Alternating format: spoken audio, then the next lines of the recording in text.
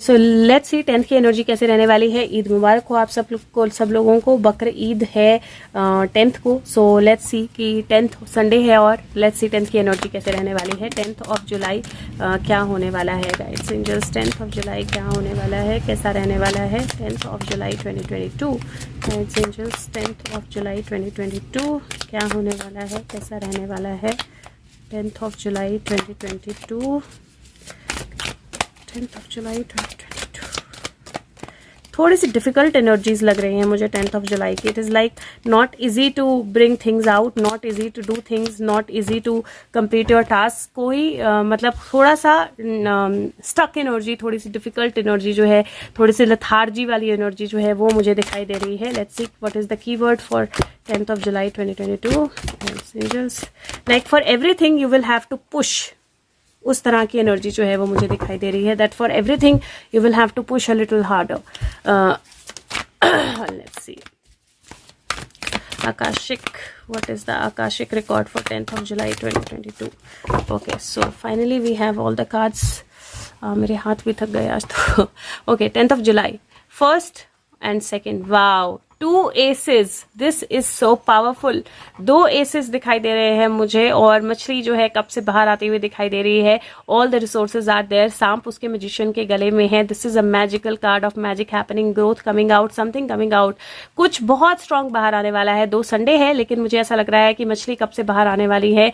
कोई ऐसा एक्शन होने वाला है जिस एक्शन के कारण कुछ बहुत स्ट्रांग चीज जो है वो बाहर आने वाली है। बहुत इमोशनल इन्फ्लुएंस हो सकता है, बहुत इमोशनल इम्पैक्ट हो सकता है।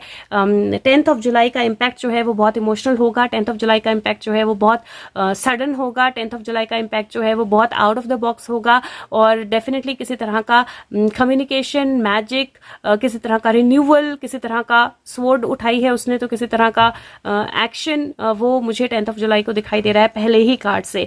जो थीम है 10th ऑफ जुलाई का that is lovers and completion. और लवर्स जो है वो चॉइस होता है और कंप्लीशन 21 वर्ल्ड कार्ड होता है। तो दुनिया जो है वो किसी तरह की कंप्लीशन देखेगी, दुनिया जो है किसी तरह की चॉइस जो है वो करनी पड़ेगी। ये 2 लोगों का साथ में आना, 2 कम्युनिटीज का साथ में आना, 2 सिचुएशंस का साथ में आना भी हो सकता है, लेकिन उनका फाइनल जो आउटकम है वो पता लगना जो है वो हो सकता है, पजल का कंप्लीट होना हो सकता है। तो मुझे ऐसा लगता है कि कोई बहुत स्ट्रांग कंप्लीशन जो है वो 10th ऑफ जुलाई पे होने वाली है। इट फील्स लाइक कुछ बहुत स्ट्रांग जो है, एक बहुत बड़ी चॉइस जो है वो 10th ऑफ जुलाई को होने वाली है। और वो चॉइस जो है वो दुनिया के सामने एक नई कंप्लीशन, एक नई बिगिनिंग, एक नया पीस, एक नई एनर्जी जो है वो लेकर आएगी। जगल का लास्ट जो पॉइंट है वो लगेगा। और यहाँ पे देखिए ऑन ट्रैक की एनर्जी है और क्लियरिंग द वे की एनर्जी है। Very very powerful energies. 10th की एनर्जीज बहुत सुपर पावरफुल एनर्जीज है क्योंकि यहाँ पे फिर से एक और एस आ गया है।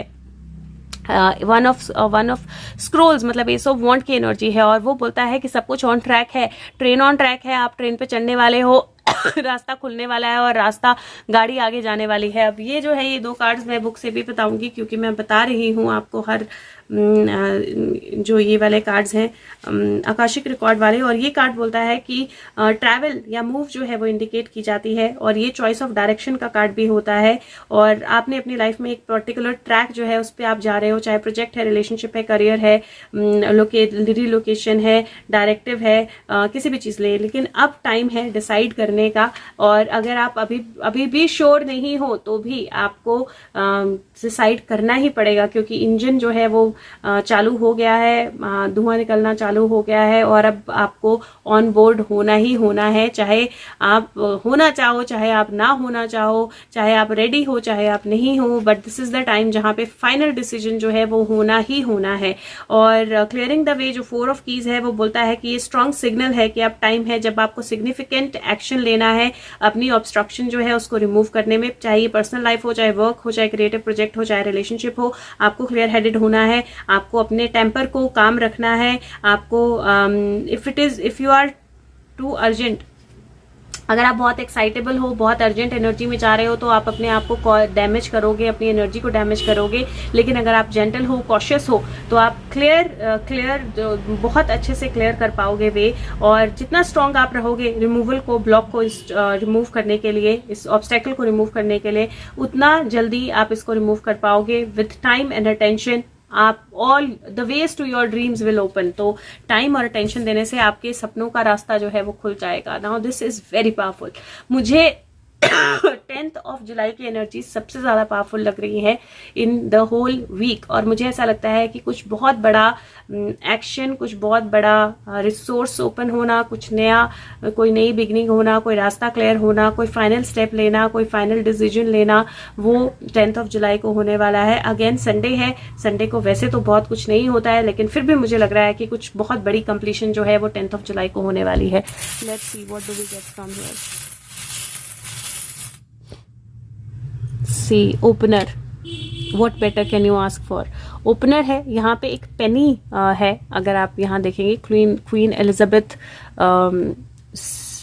क्वीन एलिजाबेथ द सेकेंड इस पे लिखा हुआ है। ये मुझे यूएस की एनर्जी के साथ भी थोड़ा सा कनेक्टेड लग रहा है, या यूके की एनर्जी के साथ, या क्वीन की एनर्जी के साथ कनेक्टेड लग रहा है। This could be related to queen of wands, क्योंकि कल की एनर्जी में क्वीन ऑफ वॉन्ड्स की एनर्जी आई थी, ओपनर की एनर्जी है, and then there is energy of flight. And again अगर ट्रेन है, देखो ट्रेन है, घोड़ा गाड़ी है, और अब फ्लाइट जो है वो भी आ गई है। सो it is like that energy जहाँ पे सब कुछ जो है वो सामने आ गया है, और एक्शन जो है वो लेना ही है। It is going to open, everything is going to open up. So it is the energy of open up, और मुझे ऐसा लगता है कि जुलाई का एंड जो है वो बहुत कुछ बड़ा जो है वो लेकर आने वाला है, क्योंकि लास्ट दिन है।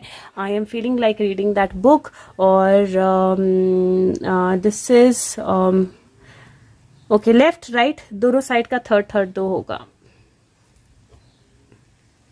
ओके, लेफ्ट और राइट दोनों साइड का third is what I am going to read. Okay, so third यहाँ पे टेक्निकली 1 2 3 ये बनेगा, और ये बोलता है सूर्य जो है वो dispense gain from people in high positions like those in government and those who are greatly honored in some way, including one's father. It is good for personal and spiritual ventures in which we seek and attain the higher level of individual achievement. Such activities will be successful at this time, particularly if we initiate them on a Sunday. Now, what better can you ask for. Sunday की energy है, हम Sunday की बात कर रहे हैं, और Sunday ही card में आ गया है, और सूर्य की एनर्जी भी आई है, और ये बोलता है चाहे गवर्नमेंट हो, चाहे हाई पोजीशन हो, चाहे कुछ भी हो, आपको कुछ भी इनिशिएट करने के लिए ये संडे की जो दिन है ये सक्सेस लेके आएगा, और आज का दिन डेफिनेटली कुछ इनिशिएट होगा जो सक्सेस की तरफ जाएगा। 1 2 3 एंड दिस इज वेंसडे। तो संडे से वेंसडे के बीच में आप कुछ देखोगे। Wednesday is the day of Mercury Budha is favourable for the affairs of the planet which are of an education और commercial nature. These include writing, teaching, commerce, and communication ventures. Mercury also relates to children. The deity of the planet is Lord Vishnu himself, to whom Rama is an incarnation. Such matters should now be attended to. Wow, this is so amazing. तो basically Sunday को कुछ शुरू होगा, initiate होगा. This could be related to children. This could be related to education. ये कोई बहुत बड़ा communication हो सकता है, ये कोई बहुत बड़ा completion हो सकता है. Sunday को वो initiate होगा, और वेंसडे तक उसकी कंप्लीशन होगी, और वो हमारे सामने होगा। और ये संडे टू वेंसडे का जो टाइम लाइन है विच इज 10 से 14 जुलाई, 10 से 14 जुलाई, ये इनकारनेशन लॉर्ड विष्णु की रीइनकारनेशन से रिलेटेड भी है। तो ये कल की से रिलेटेड भी कुछ इस टाइम पीरियड में हो सकता है। Wow, this is so beautiful, क्योंकि बुद्धा भी आ गए और विष्णु भी आ गए। तो लॉर्ड विष्णु के ही लास्ट, कल्कि से पहले वाले जो थे वो बुद्धा थे, उससे पहले वाले जो थे राम थे।